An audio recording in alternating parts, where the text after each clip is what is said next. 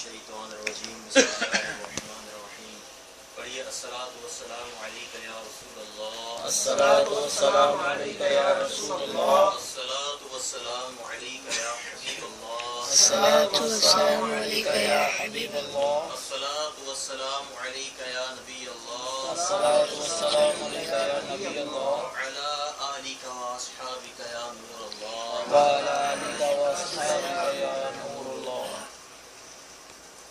سرکار مدینہ منورہ سردار مکہ مکرمہ صلی اللہ تعالی علیہ وآلہ وسلم کا فرمان دل نشین ہے کہ فرض حج کرو، بے شک اس کا اجر 20 غزوات یعنی 20 جنگوں میں شرکت کرنے سے بھی زیادہ ہے، اور مجھ پر ایک مرتبہ درود پاک پڑھنا اس کے برابر ہے۔ یعنی 20 جنگوں میں شرکت کرنا یہ حج کرنے کے برابر ہے، اور حج کرنے کا بھی سے بڑھ کر ثواب حضور علیہ الصلوۃ والسلام کی ذات پر درود شریف پڑھنا ہے۔ بچے بیکار باتوں سے پڑھے کاش کثرت سے تیرے محبوب پر ہر دم درود پاک ہم مولا تیرے محبوب پر ہر دم درود پاک ہم مولا صلو علی الحبیب صلی اللہ تعالی علی محمد صلی اللہ علیہ وسلم۔ میٹھے میٹھے اور پیارے اسلامی بھائی، آئیے اصول ثواب کی خاطر بیان سننے سے پہلے اچھی اچھی نیتیں کر لیتے ہیں کہ فرمان مصطفیٰ صلی اللہ تعالی علیہ وآلہ وسلم ہے کہ نیت المومن خیر من عملہ، یعنی مسلمان کی نیت اس کے عمل سے بہتر ہے۔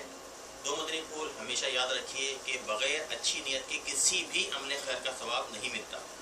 جتنی اچھی نیتیں زیادہ ہوں گی اتنا ہی ثواب بھی زیادہ ہوگا۔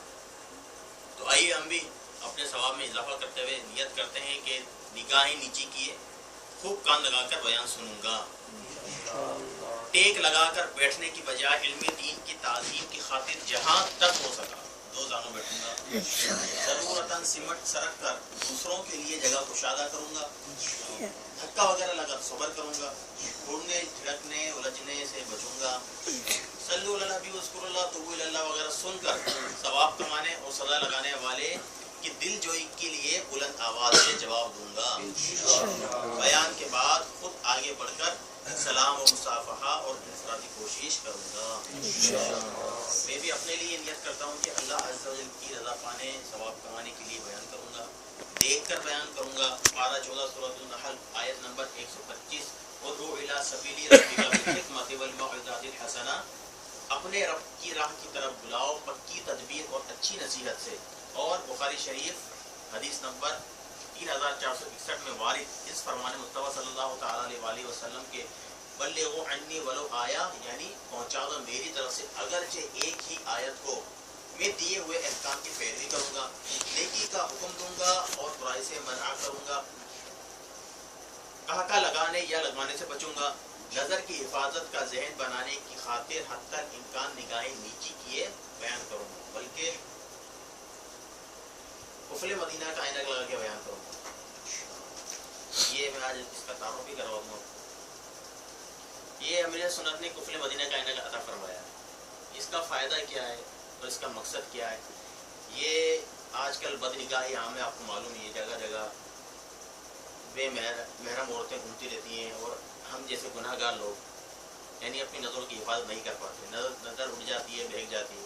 تو الحمدللہ دعوت اسلامی کا مدنی ماحول جس طرح دیگر گناہوں سے ہمیں بچانے کا ذہن دیتا ہے، اسی طرح آنکھوں کی حفاظت کا بھی ذہن دیتا ہے۔ اس کے لیے امیر سنت نے یہ ذہن دیا ہے کہ ایک اینک جو مکتبۃ المدینہ پر دستیاب بھی ہوتا ہے اور بنوایا بھی جا سکتا ہے، اس کا یہ اوپر کا حصہ گرینڈ کیا جاتا ہے تاکہ اس کو لگا کر اور باہر نکلا جائے اور پڑھا جائے، یہاں تک کہ جہاں تک ممکن ہو سکے اس اینک کو لگایا جائے تاکہ نظر کی حفاظت ہو، نظر اٹھنے نہ پائے، کیونکہ اٹھے گی تو ظاہر ہے پھر یہ گرینڈ نظر نہیں آئے گا۔ تو یہ نظر کی حفاظت بنانے کا ایک مدنی نسخہ امیر سنت نے عطا فرمایا، جس کو میسر ہو وہ اس کو لگایا کرے، اور کم از کم 1 گھنٹہ 12 منٹ پورے دن لگانے کی ترکیب کیا کرے۔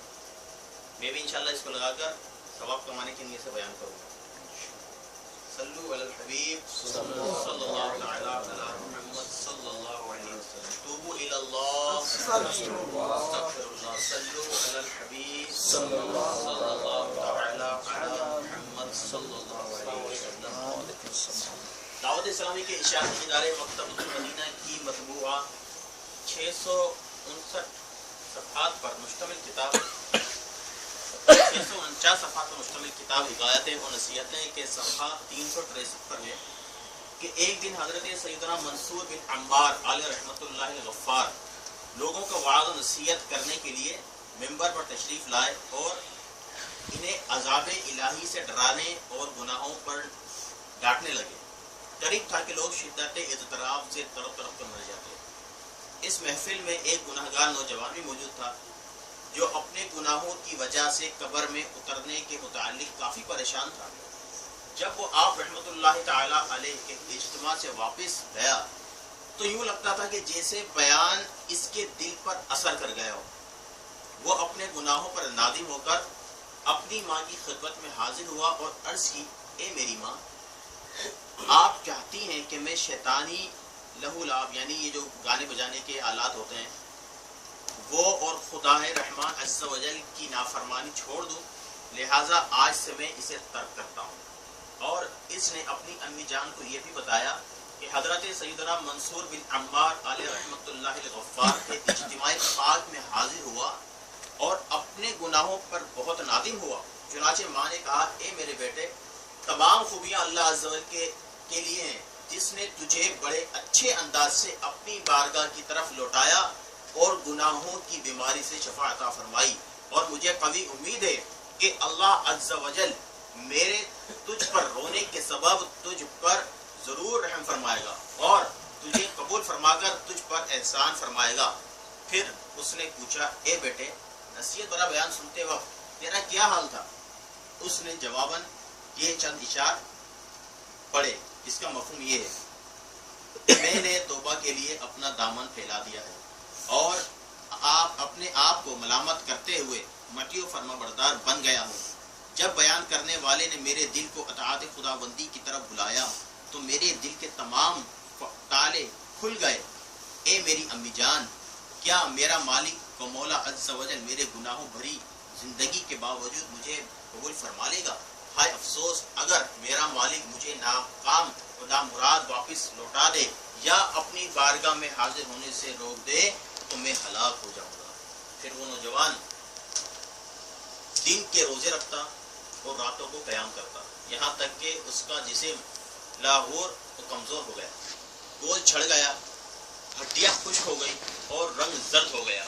ایک دن اس کی والدہ محترمہ اس کے لیے پیالے میں ستو لے کر آئی اور اصرار کرتے ہوئے کہا تجھے اللہ عز و جل کی قسم کہ تو اس کو پی لے، تمہارا جسم بہت مشقت اٹھا چکا ہے. چنانچہ ماں کی بات مانتے ہوئے جب اس نے پیالہ ہاتھ میں لیا تو بے چینی اور پریشانی سے رونے لگا اور اللہ عز و جل کے اس فرمان عالی شان کو یاد کرنے لگا. اس کا ترجمہ کنز الایمان ہے، بامشکل اس کا تھوڑا تھوڑا گھونٹ لے گا اور گلے سے نیچے اترنے کی امید نہ ہوگی. پھر اس نے زور زور سے رونا شروع کر دیا اور زمین پر گر گیا. دیکھتے ہی دیکھتے اس کا طائر روح کفر سے خنصری سے پرواز کر گیا.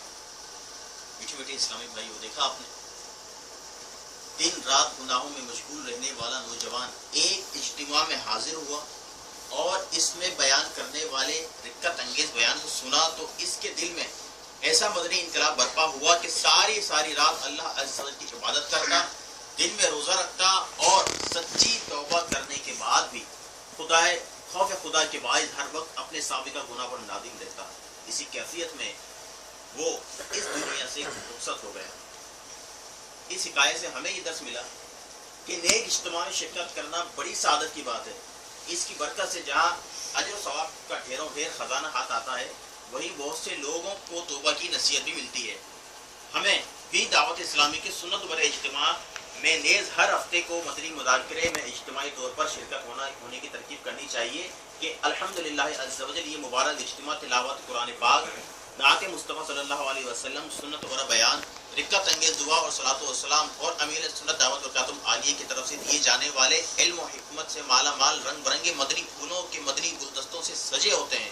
ان اجتماعات میں شرکت کی برکت سے نہ صرف علم دین سیکھنے کا موقع ملتا ہے بلکہ حقوق اللہ کی پاسداری کے ساتھ ساتھ گناہوں سے توبہ کر کے نیکیاں کرنے اور سنتوں پر عمل کرنے کا بھی ذہن بنتا ہے۔ تو گناہوں کو کر معاف اللہ، میری مقبول معذرت فرما، مصطفیٰ کا وسیلہ توبہ پر تو عنایت مداومت فرما۔ صلو علی الحبیب صلی اللہ تعالی علی محمد صلی اللہ علیہ وسلم۔ میٹھے میٹھے اسلامی بھائیوں، اللہ عز و جل کی رحمتیں بے حد اور بے حساب ہیں اور وہ اپنے بندے کی ساری خطاؤں کو معاف فرما دیتا ہے، لہٰذا بندوں کو بھی اپنی توبہ پر قائم رہنا چاہیے۔ یاد رکھیے توبہ کی 3 شرائط ہیں، اگر ان شرائط پر عمل کیا جائے تو ہی سچی توبہ مانی جائے گی، ورنہ صرف زبان سے توبہ توبہ کر لینا یہ توبہ نہیں ہوتی ہے۔ وہ توبہ کی 3 شرائط کیا ہیں؟ نمبر 1 ماضی پر ندامت، یعنی جو گناہ کیا اس پر ندامت۔ نمبر 2 ترک گناہ، یعنی گناہ کو چھوڑ دینا۔ نمبر 3 یہ عزم، یعنی پکا ارادہ کرنا کہ آئندہ گناہ نہیں کروں گا۔ یہ 3 شرائط ہیں جو توبہ کے لیے ضروری ہوتی ہیں۔ اعلیٰ حضرت امام اہل سنت شاہ امام احمد رضا خان علیہ رحمۃ اللہ فرماتے ہیں کہ سچی توبہ کے یہ معنی ہیں کہ گناہ پر اس لیے کہ وہ اس کے رب عز و جل کی نافرمانی تھی، نادم و پریشان ہو، فوراً چھوڑ دے اور آئندہ کبھی اس گناہ کے پاس نہ جانے کا سچے دل سے پورا عزم کرے، جو چارہ کار اس کی تکالیف کا اپنے ہاتھ میں ہو بجا لائے۔ لہٰذا ہمیں بھی توبہ کی شرائط کو ملحوظ خاص رکھتے ہوئے توبہ کرتے رہنا چاہیے۔ اگر پھر بھی بتقاضائے بشرط کوئی گناہ سرزد ہو جائے تو فوراً رب تعالیٰ کی بارگاہ میں بسط عاجزی اور انکساری گناہ پر نادم ہوتے ہوتے توبہ کرتے رہنا چاہیے۔ اگر پھر گناہ ہو جائے تو پھر توبہ کر لیں، پھر خطا ہو جائے تو پھر توبہ کیجیے اور ہر وقت اللہ عز و جل کا خوف پیش نظر رکھیے، انشاءاللہ عز و جل گناہوں سے بچنے کا ذہن بنے گا۔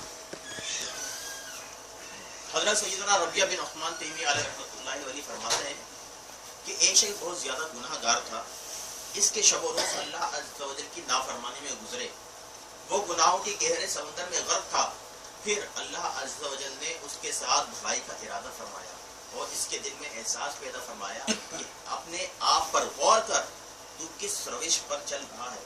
اللہ عز و جل جب اپنے کسی بندے کے ساتھ بھلائی کا ارادہ فرماتا ہے تو اسے احساس اور گناہوں پر ندامت کی توفیق عطا فرماتا ہے۔ اس پر بھی پاک پروردگار کی کرم فرمایا اور اسے اپنے گناہوں پر شرمندگی ہوئی، غفلت کے پردے آنکھوں سے ہٹ گئے، سوچنے لگا بہت گناہ ہو گئے، اب پاک پروردگار کی بارگاہ میں توبہ کر لینی چاہیے۔ چنانچہ اس نے اپنی زوجہ سے کہا میں اپنے سابقہ تمام گناہوں پر نادم ہوں اور اپنے پاک پروردگار کی بارگاہ میں توبہ کرتا ہوں اور وہ رحیم و کریم ہے، پاک پروردگار عز و جل میرے گناہوں کو ضرور معاف فرمائے گا۔ میں اب کسی ایسی ہستی کی تلاش میں جا رہا ہوں جو اللہ عز و جل کی بارگاہ میں میری سفارش کرے۔ اتنا کہنے کے بعد وہ شخص صحرا کی طرف چل دیا۔ جب ایک ویران جنگل میں پہنچا تو زور زور سے رونے لگا اور پکارنے لگا، اے زمین تو اللہ عز و جل کی بارگاہ میں میرے لیے شفاعت بن جا، اے آسمان تو میرا شفیع بن جا، اے اللہ عز و جل کے معصوم فرشتوں تم ہی میری سفارش کرو۔ وہ زار و قطار روتا رہا اور اسی طرح صدائیں بلند کرتا رہا، ہر چیز سے کہتا کہ تم میری سفارش کرو، میں اب اپنے گناہوں پر شرمندہ ہوں اور سچے دل سے تائب ہو گیا ہوں۔ وہ شخص مسلسل اسی طرح پکارتا رہا، پھر آخر روتے روتے بے ہوش ہو کر زمین پر گر گیا۔ اس کی اسی طرح کی آہذاری اور گناہوں پر ندامت کا یہ انداز مقبول ہوا اور اس کی طرف ایک فرشتہ بھیجا گیا جس نے اسے اٹھایا اور اس کے سر سے گرد کو صاف کیا اور کہا، اے اللہ عز و جل کے بندے تیرے لیے خوشخبری ہے کہ تیری توبہ اللہ عز و جل کی بارگاہ میں قبول ہو گئی ہے۔ اس پر وہ بہت خوش ہوا اور کہنے لگا، اللہ عز و جل آپ پر رحم فرمائے، اللہ عز و جل کی بارگاہ میں میری سفارش کون کرے گا، وہاں میرا شفیع کون ہوگا؟ فرشتے نے جواب دیا، تیرا اللہ عز و جل سے ڈرنا یہ ایک ایسا عمل ہے جو تیرا شفیع ہوگا اور تیرا یہی عمل بارگاہ خدا بندی میں تیری شفاعت کرے گا۔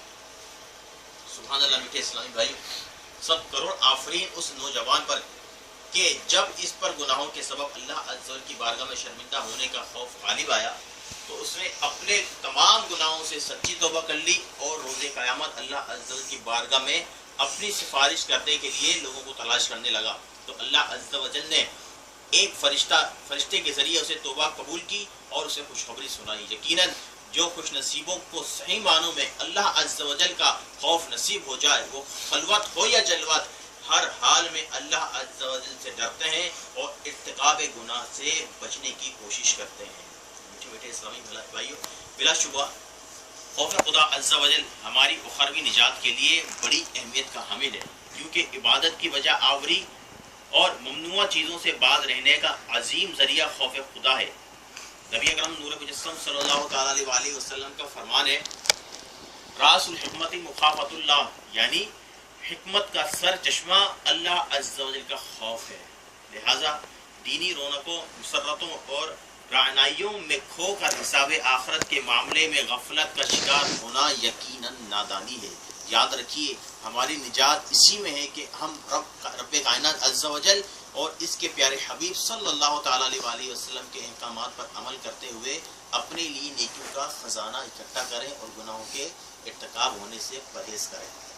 اس مقصد عظیم میں کامیابی کے لیے ایک مسلمان کے دل میں خوف خدا عز و جل کا ہونا بے حد ضروری ہے، جیسا کہ رب تعالیٰ قرآن پاک میں سورہ العمران آیت نمبر 175 میں ارشاد فرماتا ہے، وَخَافُونِ إِن كُنتُم مُؤْمِنِينَ، ترجمہ کنز ایمان، اور مجھ سے ڈرو اگر ایمان رکھتے ہو۔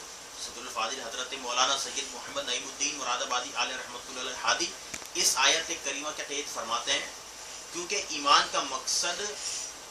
کا مقتضا ہی یہ ہے کہ بندے کو اپنے خدا کا خوف ہونا چاہیے۔ حضرت سیدنا انس رضی اللہ تعالیٰ عنہ سے مروی ہے کہ رحمت کونین صلی اللہ تعالیٰ علیہ وسلم نے ارشاد فرمایا، اللہ عز و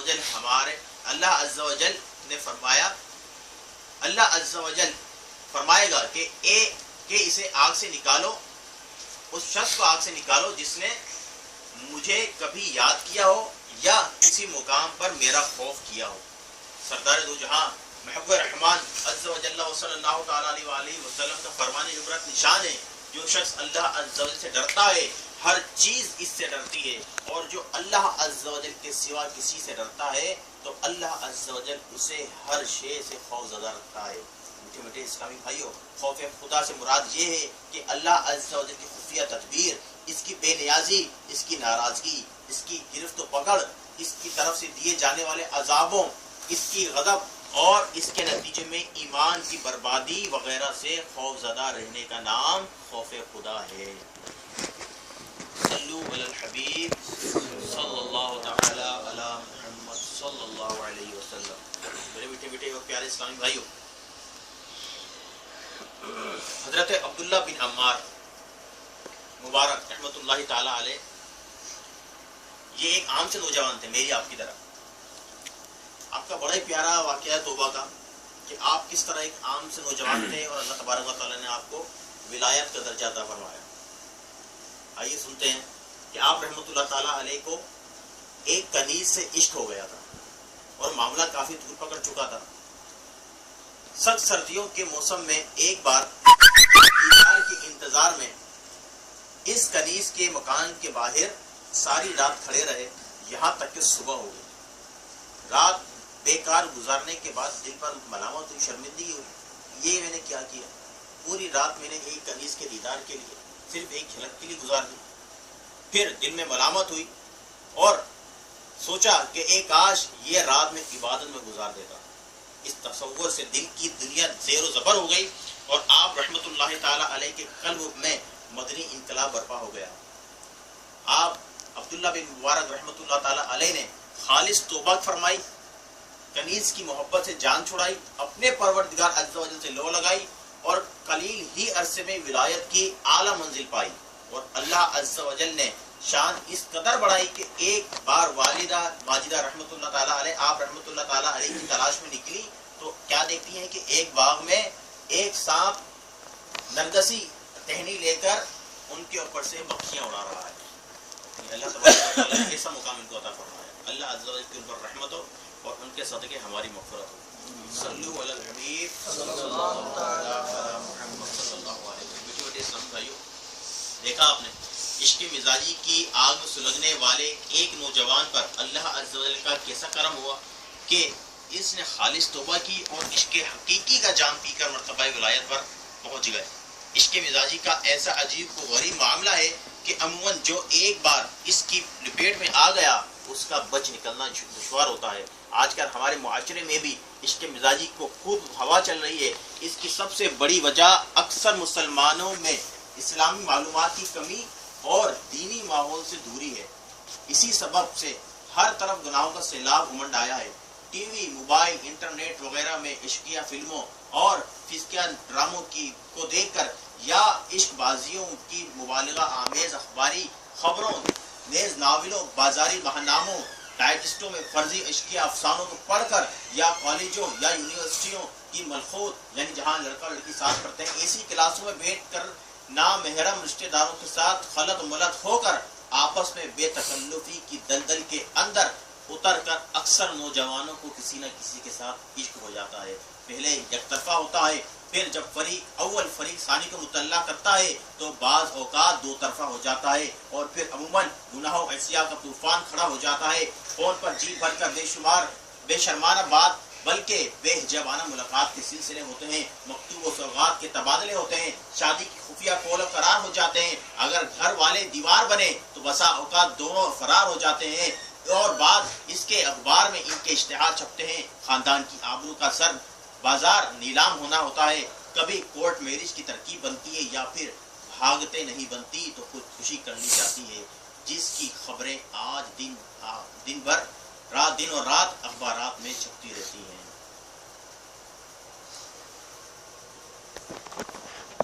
محبت غیر کی دل سے نکالو یا رسول اللہ، محبت غیر کی دل سے نکالو یا رسول اللہ، مجھے اپنا ہی دیوانہ بنا لو یا رسول اللہ۔ میٹھے میٹھے اسلامی بھائیوں، عشق مزاجی سے نجات ہم سب کو حاصل کرنا چاہیے۔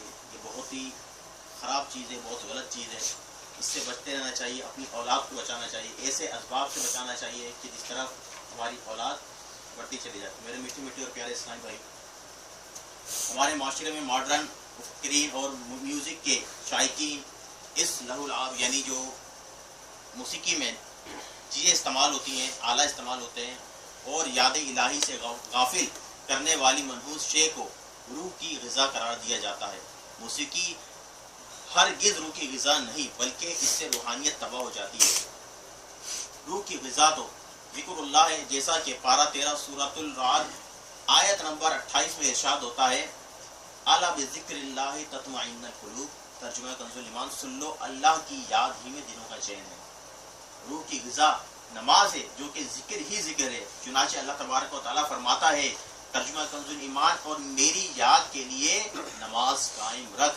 میٹھے میٹھے اسلامی بھائیوں، گانے باجے روح کی غذا نہیں بلکہ یہ تو روح میں بگاڑ پیدا کرتے ہیں، نمازوں اور عبادتوں کی لذتیں تباہ کرتے ہیں، شرم و حیا کا خون کرتے ہیں، مسلمان خواتین کو بے پردگی پر ابھارتے ہیں۔ یقیناً اسے روح کی غذا کہنا شیطانی اور سازشی نعرہ ہے۔ اللہ عز و جل ہمیں گانے بازوں کی تباہ کاریوں سے بچنے، ذکر اللہ، تلاوت قرآن پاک اور نعت شریف پڑھنے کی توفیق عطا فرمائے، آمین بجاہ نبی امین صلی اللہ علیہ وسلم۔ میں گانے باجوں اور فلموں ڈراموں کے گناہ چھوڑوں، میں گانے باجوں اور فلموں ڈراموں کے گناہ چھوڑوں، پڑھوں کروں اکثر تلاوت یا رسول اللہ، پڑھوں نعتیں کروں اکثر تلاوت یا رسول اللہ، صلو علی الحبیب حضرت سیدنا ابراہیم اجری کبیر علیہ رحمۃ اللہ قدیر فرماتے ہیں کہ سردیوں کے دن تھے، میں مسجد کے دروازے پر بیٹھا تھا کہ قریب سے ایک شخص کو گزرتے دیکھا جس نے 2 گدڑیاں لے رکھی تھی۔ میرے دل میں ایک بات آئی کہ شاید یہ بھکاری ہوگا، کیا ہی اچھا ہوتا کہ یہ اپنے ہاتھ سے کما کر کھاتا۔ جب میں سویا تو خواب میں 2 فرشتے آئے اور مجھے بازو سے پکڑ کر اس مسجد کی طرف لے گئے. وہاں ایک شخص 2 گدڑیاں اوڑے سو رہا تھا. جب اس کے چہرے سے وہ گدڑیاں ہٹائی گئیں تو میں یہ دیکھ کر حیران رہ گیا کہ یہ تو وہی شخص ہے جو میرے قریب سے گزرا تھا. فرشتے نے مجھ سے پوچھا اس کا گوشت کھا؟ میں نے کہا میں نے تو اس کی کوئی غیبت نہیں کی. کہا کیوں نہیں؟ تو نے دل میں اس کی غیبت کی, اس کو حقیر جانا اور اس سے ناخوش ہوا. حضرت سیدنا ابراہیم بجری کبیر علیہ رحمۃ اللہ القدیر فرماتے ہیں پھر میری آنکھ کھل گئی.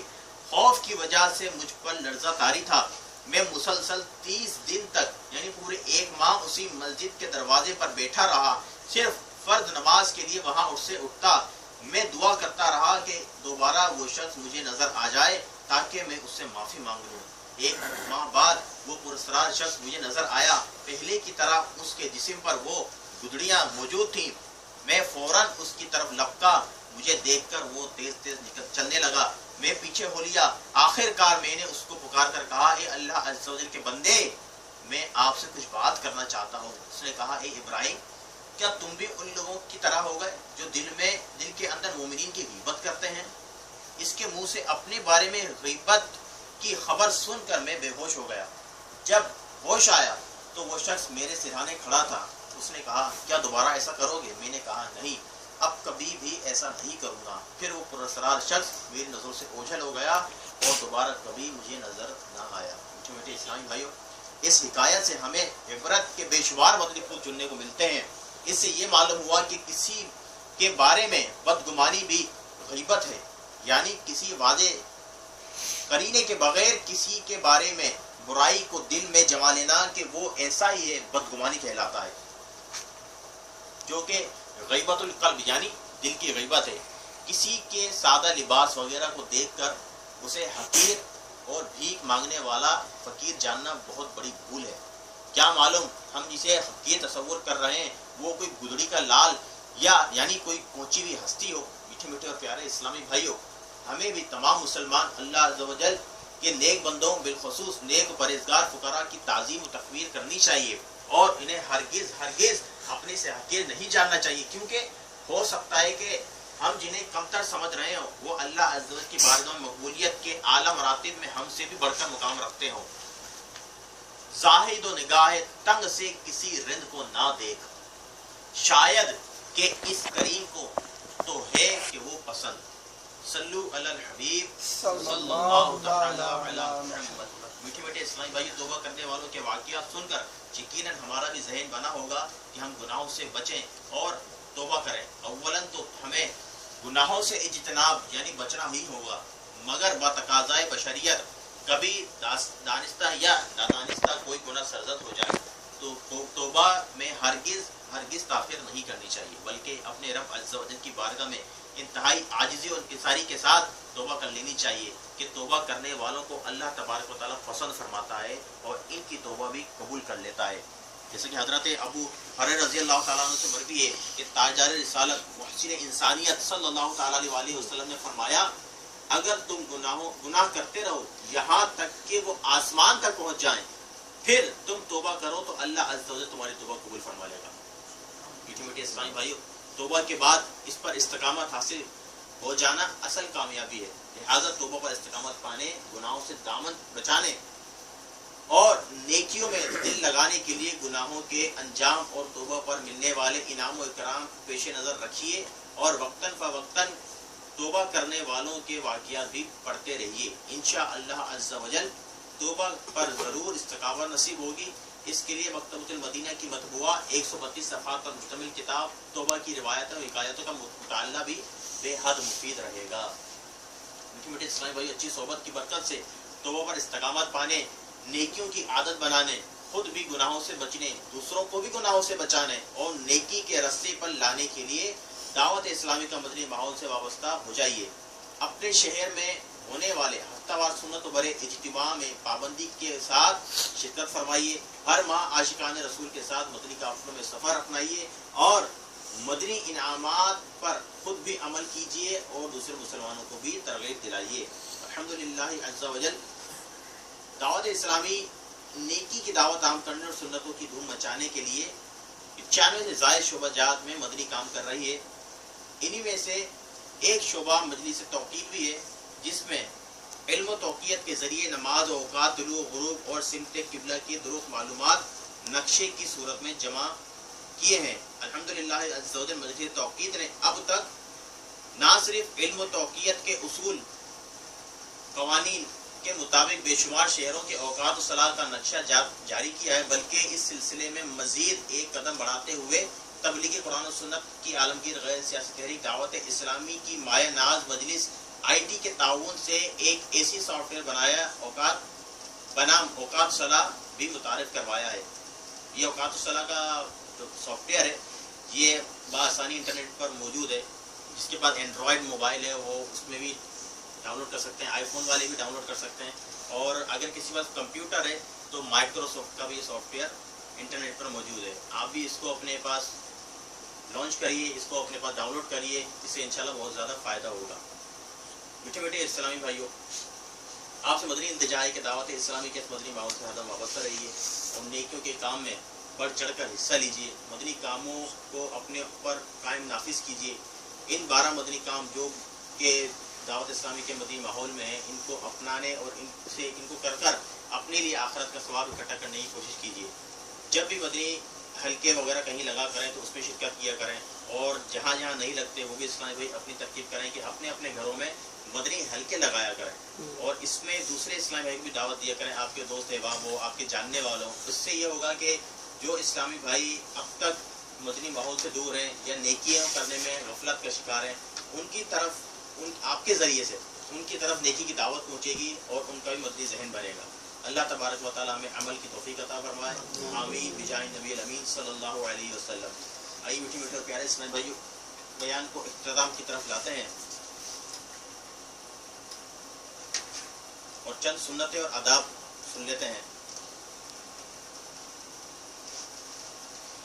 تاجدار رسالہ شہنشاہ نبوت مصطفیٰ جان رحمت شمع بزم ہدایت نوشائے بزم جنت صلی اللہ تعالیٰ علیہ وسلم کا فرمان جنت نشان ہے: جس نے میری سنت سے محبت کی اس نے مجھ سے محبت کی، اور جس نے مجھ سے محبت کی وہ جنت میں میرے ساتھ ہوگا. سبحان اللہ. سینہ تیری سنت کا مدینہ بنے آقا، جنت میں پڑوسی مجھے تم اپنا بنانا. صلو علی الحبیب صلی اللہ علیہ وسلم. ایک چپ ہزار سکھ کے 12 حروف کی نسبت سے بات چیت کرنے کے 12 مدنی پھول سنتے ہیں. مسکرا کر اور خندہ پیشانی کے ساتھ بات کیجیے. مسلمانوں کی دل جوئی کی نیت سے چھوٹوں کے ساتھ مشفقانہ اور بڑوں کے ساتھ مؤدبانہ لہجہ رکھیے. انشاءاللہ عز و جل ثواب کمانے کے ساتھ ساتھ دونوں کے نزدیک آپ معزز رہیں گے. چاہے ایک دن کا بچہ ہو، اچھی نیت کے ساتھ اس سے بھی آپ جناب سے گفتگو کی عادت بنائیے. آپ کے اخلاق بھی انشاءاللہ عز و جل عمدہ ہوں گے اور بچہ بھی آداب سیکھے گا. جب تک دوسرا بات کر رہا ہو اطمینان سے سنیے. اس کی بات کاٹ کر اپنی بات شروع کر دینا سنت نہیں. بات چیت کرتے ہوئے بلکہ کسی بھی حالت میں کہا نہ لگائیے کہ سرکار مدینہ صلی اللہ تعالیٰ علیہ وسلم نے کبھی بھی کہا نہیں لگایا. زیادہ باتیں کرنے اور بار بار کہا لگانے سے ہیبت جاتی رہتی ہے. مراجعۃ المناجی میں ہے کہ حجت الاسلام حضرت سیدنا امام محمد بن محمد غزالی علیہ رحمۃ اللہ الوالی فرماتے ہیں کہ گفتگو کی 4 قسمیں ہیں. نمبر 1 خالص مظہر یعنی مکمل طور پر نقصان دہ. نمبر 2 خالص مفید یعنی مکمل طور پر خالص فائدہ مند. نمبر 3 مظہر یعنی نقصان دہ بھی اور مفید بھی. اور نمبر 4 نہ مظہر یعنی نہ نقصان دہ اور نہ مفید. خالص مظہر یعنی مکمل نقصان دہ سے ہمیشہ پرہیز ضروری ہے. خالص مفید کلام بات ضرور کیجیے جو کلام مظہر بھی ہو اور مفید بھی ہو، یعنی نقصان دہ بھی ہو اور فائدہ مند بھی ہو. اس سے بولنے میں احتیاط کرنا بہتر ہے کہ نہ بولنے. اور چوتھی قسم کے کلام میں وقت ضائع کرنا ہے. ان کلاموں میں امتیاز کرنا مشکل ہے، لہذا خاموش ہی رہیے. بد زبانی اور بے حیائی کی باتوں سے ہر وقت پرہیز کیجیے. گالی گلوچ سے اجتناب کرتے ہوئے، اور یاد رکھیے کہ کسی مسلمان کو بلا اجازت شرعی گالی دینا قطعی حرام ہے اور بے حیائی کی بات کرنے والے پر جنت حرام ہے۔ حضور تاجدار مدینہ راحت قلب و سینہ فیض گنجینہ صاحب معطر پسینہ صلی اللہ تعالی علیہ وآلہ وسلم نے فرمایا جس شخص پر جنت حرام ہے وہ فحاش گوئی بے حیائی سے کام لینے والا ہے۔ ہزاروں سنت سیکھنے کے لیے مکتبۃ المدینہ کی مطبوعہ 2 کتب 312 صفحات پر مشتمل کتاب بہار شریعت حصہ 16 اور 120 صفحات کی کتاب سنت اور آداب دعوت اسلامی کے مدنی مرکز سے ہدیتاً حاصل کیجیے۔ اس کو آپ انٹرنیٹ کے ذریعے www.dawatislami.net سے بھی ڈاؤن لوڈ کر سکتے ہیں۔ سنتوں کی تربیت کا ایک بہترین ذریعہ دعوت اسلامی کے مدنی قافلوں میں عاشقان حضور کے ساتھ سنت والا سفر بھی ہے۔ آؤ مدنی قافلے میں ہم کریں مل کر سفر، سنتیں سیکھیں گے انشاءاللہ سر بسر، 30 اور 12 دن کے مدنی قافلے میں سفر کرتے رہو جب بھی تمہیں موقع ملے۔ صلو علی الحبیب صلی اللہ تعالی علی محمد صلی اللہ علیہ وسلم۔ بیٹے اسلام بھائی آئیے ہفتہ وار اپنے معمولات پورے کرتے ہیں جس میں درود شریف پڑھائے جاتے ہیں۔ ان درود شریف کی برکت بھی سنتے ہیں، ان کی فضیلت سنتے ہیں، ان کی درود شریف کو مل کر پڑھتے ہیں۔